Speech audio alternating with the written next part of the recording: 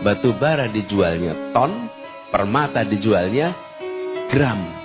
Sekarang pertanyaannya, kenapa beda sekali? Padahal materialnya sama, unsur pembentuknya sama, dari dalam tanah di tempat yang sama. Yang satu jadi permata, yang satu jadi batu bara. Ternyata setelah dilihat, nih materi yang sama nih, tanah yang sama dari dalam bumi, yang kena tekanan tinggi, yang digembleng dengan suhu yang tinggi dalam waktu yang panjang, dia jadi permata.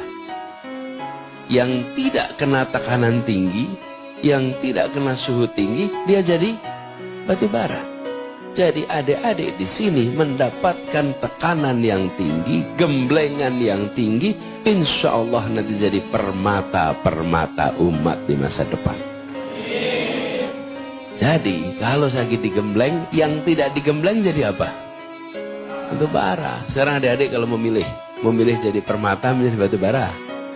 Permata. Cuman permata harus digembleng. Mau nggak? Mau. Jadi ketika melihat menjadi permata, itu biasanya lihatnya udah jadi permata hebat nih. Lupa ke belakangnya itu ada proses yang panjang. Setiap hari mengerjakan ini terus, gembleng itu terus. Nah, itu di bidang apapun, jangan harap instan. Yang instan itu adanya mie instan. Tidak ada permata yang instan. Betul ya? Jadi adik-adik semua, ini saya ingin sampaikan kepada adik-adik sebagai sebuah hikmah. Adik-adik sedang berada di sini, belajar, di sini mengaji jauh dari orang tua. Betul kan? Jauh dari orang tua, jauh dari adik, jauh dari kakak. Pada saat yang sama mungkin adik-adik menjalani, ini terasa seperti berat. Insya Allah tidak berat. Dan siapkan bahwa ini bagian dari pembelajaran. Mudah-mudahan nanti adik-adik menjadi permata bagi umat nantinya. Insya Allah. Jangan ambil yang ringan. Kalau adik-adik mau mendapatkan sebuah keberhasilan, harus bersiap untuk jalan yang mendaki. Saya sering bilang ini Ustaz sama anak-anak. Kita ini dalam perjalanan tidak tahu jalan kita ini kemana. Jadi saya ingat zaman dulu suka naik gunung Ustaz. SMA, kuliah. Itu kalau kita pendakian, berangkatnya habis maghrib, habis isya.